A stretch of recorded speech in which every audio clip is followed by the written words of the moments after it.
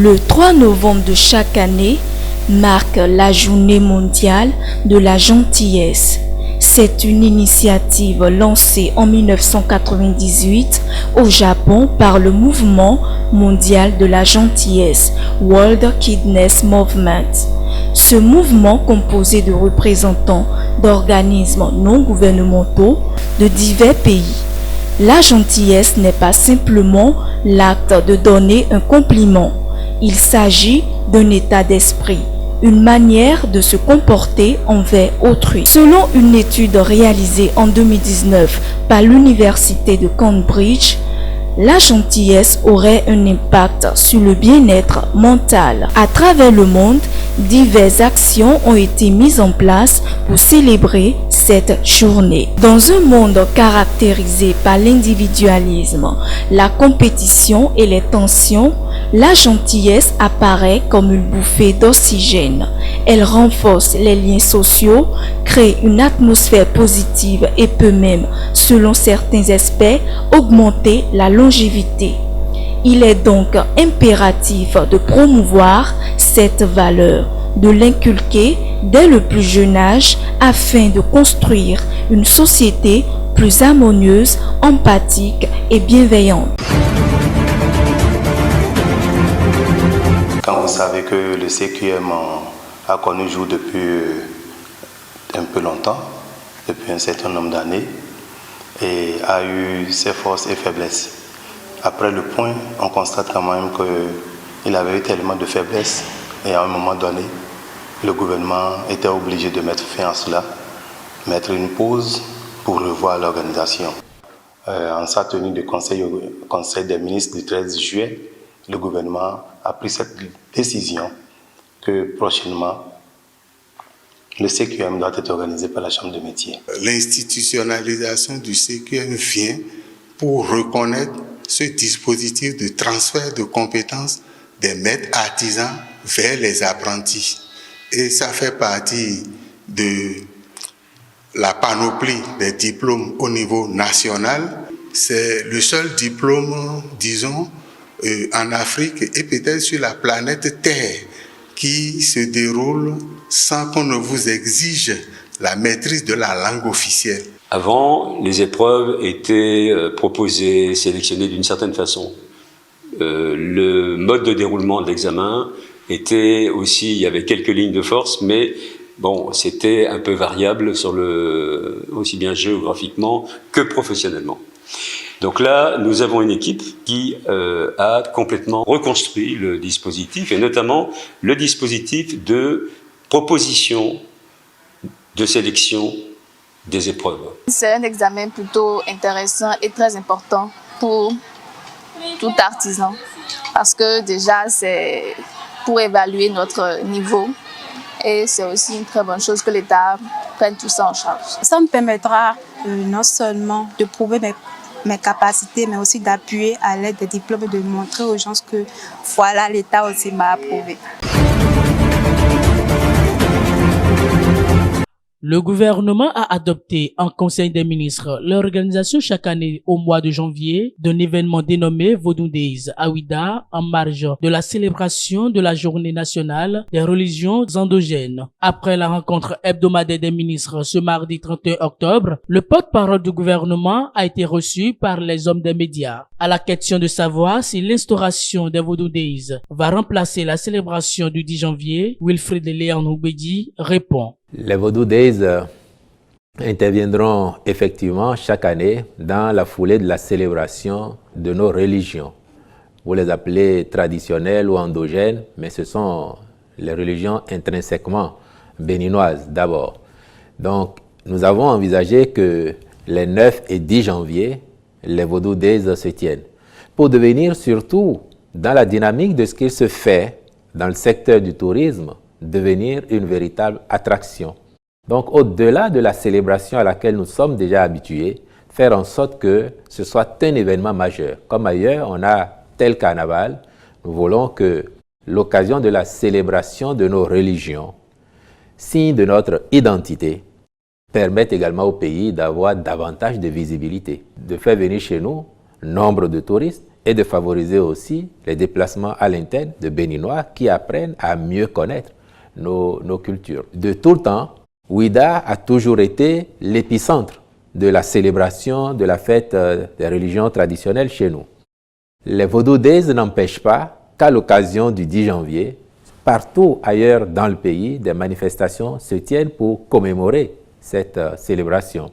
Mais Ouida sera le site sur lequel les Vodou Days vont se dérouler et vous comprendrez bien que si l'on veut en faire une attraction, un rendez-vous qui deviendra permanent, il faut bien le sédentariser quelque part, ce rendez-vous-là, pour lui faire une identité durable. C'est pour ça que, au regard du rôle que joue Ouida dans la célébration ou dans les manifestations liées aux religions traditionnelles, cette ville a été retenue et cela vient par ailleurs conforter tout ce qui se fait déjà, ce qui se met en place à Ouida pour en faire une destination touristique de premier plan sur les années à venir.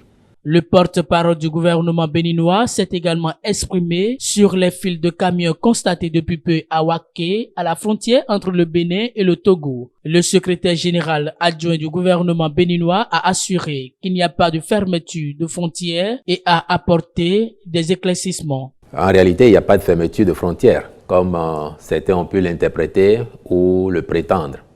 Il y a juste que notre voisin, le Togo, a réalisé de l'autre côté de la frontière, donc sur son territoire, une infrastructure de péage et pesage qui, visiblement, n'est pas très éloignée de la frontière. Je dirais même qui est plutôt très proche de la frontière. Ce qui fait que le rythme de passage des camions de l'autre côté impacte sérieusement leur passage également à notre frontière. De fait, nos services de douane sont obligés de tenir compte de l'évolution du trafic en territoire togolais pour faire passer également progressivement les camions côté béninois. C'est ça qui fait qu'on a observé cette file et nous espérons qu'une optimisation des services de l'autre côté aiderait à améliorer la situation. En organisant le 8e forum annuel des organismes de gestion des élections sur le thème « Communication stratégique », construire une relation durable entre les organismes de gestion des élections et des parties prenantes, vous avez voulu. Et c'est à votre honneur, mettre l'accent sur le rôle incontournable des parties prenantes dans la conduite de tout processus électoral qui se veut crédible, équitable et transparent. Il est donc évident qu'un dialogue sincère et une coopération ouverte avec les parties prenantes peuvent renforcer la confiance dans les processus électoraux et les activités des organismes de gestion des élections. La communauté, la communication, qui joue un rôle essentiel dans la construction de relations durables entre les organismes de gestion des élections et les parties prenantes, devient dès lors stratégique. Dans le contexte de l'organisation d'élections libres, justes et transparentes, il est crucial de promouvoir la confiance, d'encourager l'engagement des parties prenantes et de favoriser la participation citoyenne pour garantir l'intégrité du processus électoral. Je voudrais au cœur de cette problématique insister sur deux aspects. L'éducation des électeurs et la gestion des médias et de l'information. Les campagnes d'éducation des électeurs sont essentielles pour garantir la citoyenneté et une participation éclairée. La communication stratégique peut induire des programmes de sensibilisation sur l'enregistrement des électeurs, des procédures de vote et les mécanismes de signalement des irrégularités électorales. La communication stratégique doit également être proactive, induire la gestion des médias en veillant à ce que les médias aient accès aux informations électorales, relaient des informations justes et jouent un rôle actif dans la sensibilisation et la vigilance. Nous attendons de donner et nous attendons de recevoir. Et nous attendons que ce qu'on va donner ou recevoir puisse servir au maximum les intérêts de notre pays, le renforcement de la démocratie, la réduction des conflits au niveau des élections, conflits qui pourraient être liés à une mauvaise communication ou à un déficit de communication. Vous le savez, certaines commissions électorales sont plus avancées que d'autres. Certaines pratiques électorales dans certains pays sont plus avancées. Et donc, ces forats constitue un lieu d'échange et de bonne expérience entre les commissions électorales. Et nous sommes tout heureux que cette fois-ci ça se passe au Bénin, parce que le Bénin a été un des membres fondateurs depuis 1995 à Accra, où cette association a été mise sur pied. Donc c'est un honneur pour nous d'organiser cette rencontre internationale, et c'est la preuve que notre pays se révèle de jour en jour. C'est comme dirait quelqu'un, les ciments au Bénin, je ne connais pas. Mais même si en existe, où est-ce que, dans quel endroit, dans quelle maison, où on peut aller et dire, tiens, ça c'est le film de telle personne. Non, c'est faux. Aujourd'hui au Bénin, quand quelqu'un se déplace et vient ici, quelle est cette structure-là qu'on peut aller voir aujourd'hui et dire, voilà, nous voulons tourner un film. Parce qu'il ne faut pas aussi montrer n'importe quoi dans un pays. Il y a plein de vidéos qui sont réalisées, de bonne ou de mauvaise qualité. Mais aujourd'hui, on se pose la question de savoir, ces vidéos-là, on peut les voir où? Donc nous avons un sérieux problème de la gestion des archives audiovisuelles dans notre pays. Les premiers films béninois, si vous avez besoin de ça aujourd'hui, vous ne pouvez pas les trouver au Bénin. Il faut aller à Nina, à Paris, il faut aller dans les archives au Sénégal, à l'école William Ponty, il faut aller dans les archives en Europe, il faut aller dans les archives au Niger. On cesse de voir les archives comme un panier à crabes ou bien un secteur où on met les indésirables des autres services. Cette époque est révolue. Les étudiants peuvent venir consulter les archives, les universitaires peuvent rédiger des mémoires là-dessus. Et maintenant, les producteurs, les réalisateurs peuvent venir acheter des séquences de vidéos pour la création, la production de l'œuvre. Je dirais d'abord que pour ce qui nous concerne en tant qu'acteurs directs de l'audiovisuel, il faudrait que nous prenions conscience que nous avons une charge vis-à-vis de la postérité, que le cinéma du Bénin de demain dépendra de ce que nous allons faire aujourd'hui.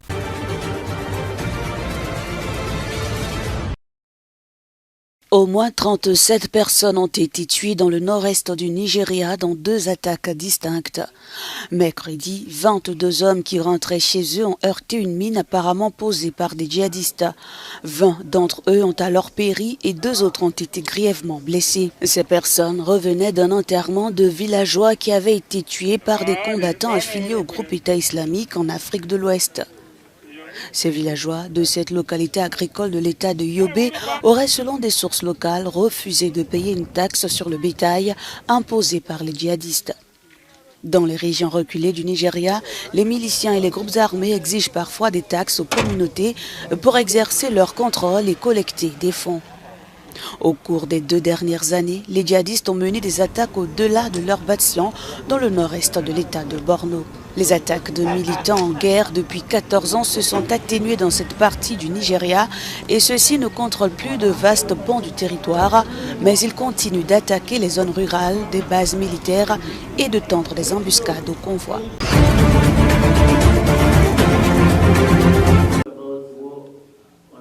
Pour voyager au Rwanda, les Africains n'auront plus besoin de visa. N'importe quel Africain peut prendre l'avion pour le Rwanda quand il le souhaite et il ne payera pas pour entrer dans notre pays, a déclaré Paul Kagame jeudi à la tribune du 23e sommet du Conseil mondial du tourisme à Kigali. La mesure vise à stimuler la libre circulation des personnes et le commerce à l'échelle du continent. Le chef de l'État rwandais a du reste vanté le potentiel de l'Afrique en tant que destination touristique unifiée pour un continent dont 60% des touristes proviennent encore de l'extérieur, selon les données de la Commission économique des Nations Unies pour l'Afrique. Mais pour Paul Kagame, les Africains sont l'avenir du tourisme. Une fois la mesure mise en œuvre, le Rwanda deviendra le 4e pays africain à supprimer les restrictions de voyage pour les Africains. La liste comprend la Gambie, le Bénin et les Seychelles, alors que le président kényan a annoncé lundi son intention de permettre à tous les Africains de se rendre dans ce pays d'Afrique de l'Est sans visa d'ici au 31 décembre.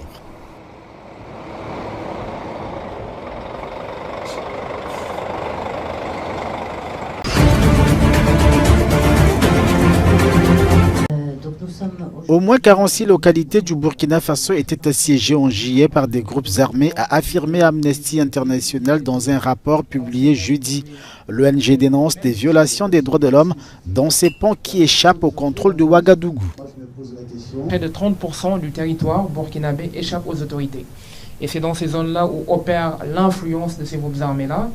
Et on peut voir par exemple l'impact de ces blocus-là sur les populations comme à Pama, où des acteurs humanitaires nous ont dit que la population de la commune s'est fortement réduite, allant de 20 000 habitants avant le blocus à près de 5 000. Dans ces zones, des points de contrôle et des engins explosifs improvisés limiteraient la circulation alors que des attaques occasionnelles visent les civils et les soldats. Les gens, par exemple, de Djibo nous disaient que le marché de Djibo, qui était un des marchés à bétail les plus connus de l'Afrique de l'Ouest, les plus importants, nous disait que le marché est complètement mort. Il n'y a plus de produits, il n'y a plus rien à acheter, il n'y a plus rien à vendre. Et que même si un habitant de Djibo disposait d'argent, c'était très difficile pour s'acheter des vivres en 2022 parce que le marché est complètement non approvisionné. Amnesty International dit aussi avoir recueilli des informations sur des cas d'enlèvement de femmes par des groupes armés dans les villes assiégées. À ceux qui en font le souhait, notamment les personnes âgées, les enfants.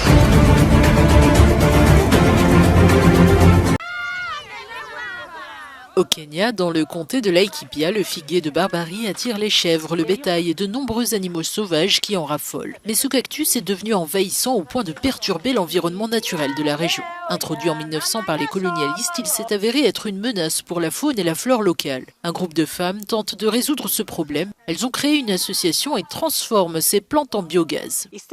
Les gens racontent que ce cactus a été apporté par le gouvernement colonial pour délimiter le périmètre de ses bureaux, comme étant une plante décorative. Mais tout d'un coup, elle s'est répandue dans tout le nord de Laikipia à cause de la dispersion due à leur consommation par les êtres humains, les éléphants, les oiseaux, les chèvres et les vaches. La coopérative Iloplay Tuala Cultural Maniata compte 203 membres qui travaillent désormais à la transformation de la pulpe de cactus en combustible. Cette approche permet non seulement d'éradiquer le cactus, mais aussi de promouvoir la conservation de l'environnement en ayant une source de revenus complémentaire.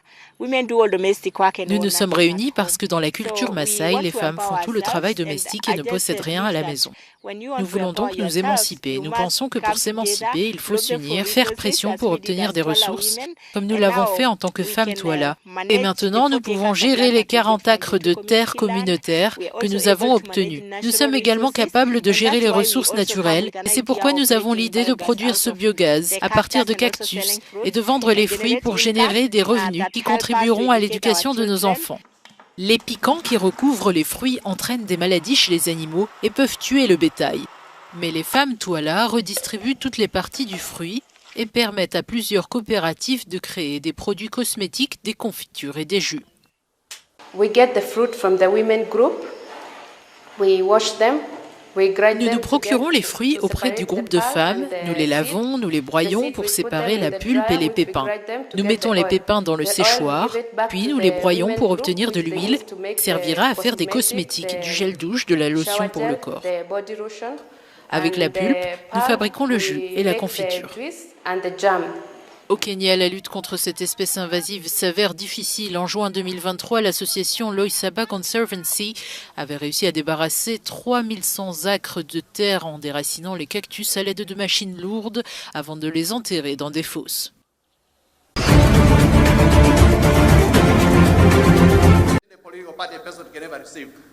Après 6 années passées à la tête de la Zambie, l'ancien président Edgar Lungu ne cache plus ses intentions de revenir en politique.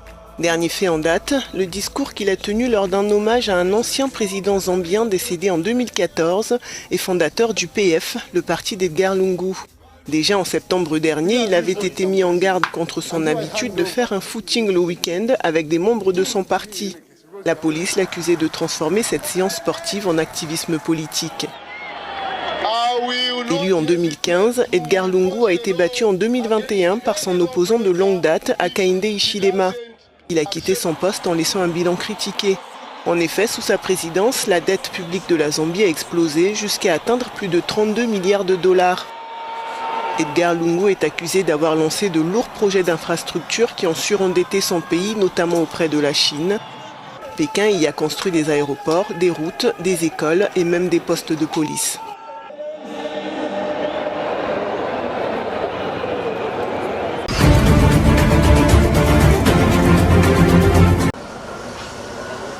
Jusqu'à présent, l'Ouganda importait son pétrole du Kenya.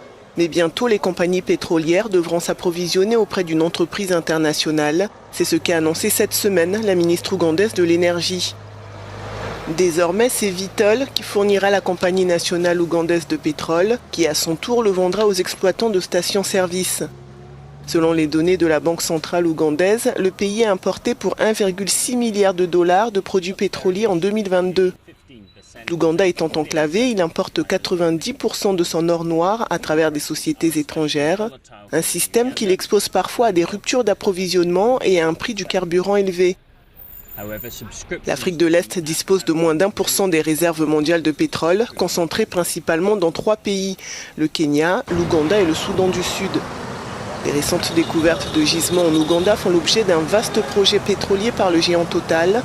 Composé de plus de 400 puits de pétrole, il est source de controverses en raison de son possible impact sur l'environnement et violation de droits humains.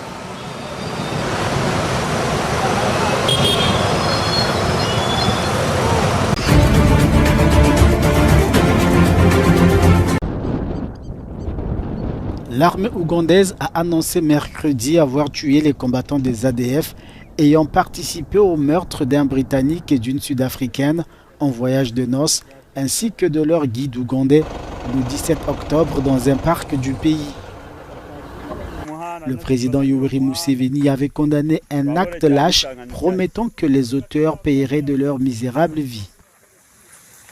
Les rebelles auraient été tués alors qu'ils circulaient dans le parc Queen Elizabeth dans l'ouest.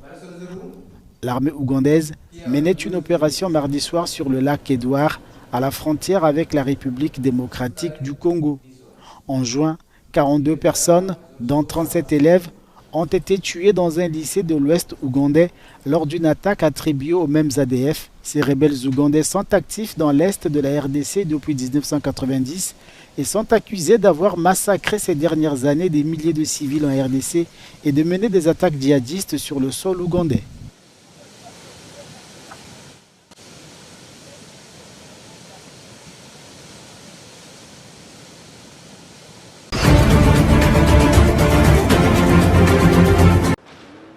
Le Parlement tunisien a entamé jeudi des débats autour d'un projet de loi qui considère comme un crime et punit d'une peine de prison pouvant aller jusqu'à la perpétuité toute normalisation avec Israël. Un texte inédit pour la région. Ce projet de loi comprend 6 articles. Nous maintiendrons notre position selon laquelle la question palestinienne est une question centrale pour notre peuple.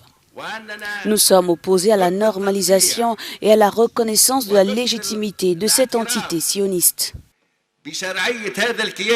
Participer à des activités, événements, manifestations de tout ordre, politique, économique, scientifique, artistique ou sportif, se déroulant sur le territoire occupé ou contrôlé par Israël est également prohibé par ce projet de loi. Nous sommes fermement convaincus que la Palestine doit être libérée du fleuve à la mer, que la patrie entière doit être restaurée et que l'État palestinien doit être établi avec la Sainte Jérusalem comme capitale. Malgré un consensus sur le texte entre les 160 députés, le Parlement ne devrait pas voter immédiatement cette loi. Selon plusieurs observateurs, il faudra du temps pour exprimer un avis sur ce projet.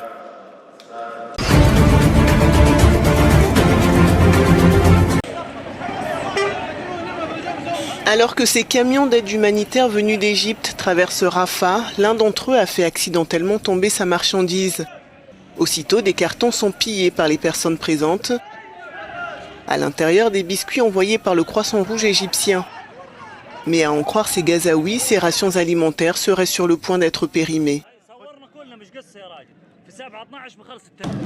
Ces biscuits seront périmés dans un mois, vérifiez par vous-même. Ils prétendent apporter de l'aide à Gaza, mais voici l'aide qu'ils offrent. Des biscuits qui sont sur le point d'être périmés. C'est un lot de biscuits immangeables. Il y a quelques jours, des scènes de pillage de stocks alimentaires ont eu lieu dans un entrepôt de l'ONU. L'organisation a alors mis en garde contre un effondrement de l'ordre public. Depuis le 21 octobre, l'aide alimentaire arrive au compte-gouttes. Les gens meurent de faim. Voyez vous-même, allez-y, filmez-les. Ils ont tellement besoin de nourriture qu'ils se précipitent sur ces biscuits immangeables. Nous n'avons ni eau ni nourriture. Que devons-nous faire ? Pour la première fois, le président des États-Unis a appelé à une pause humanitaire à Gaza. Les bombardements de l'armée israélienne y ont fait plus de 9000 morts depuis le 7 octobre.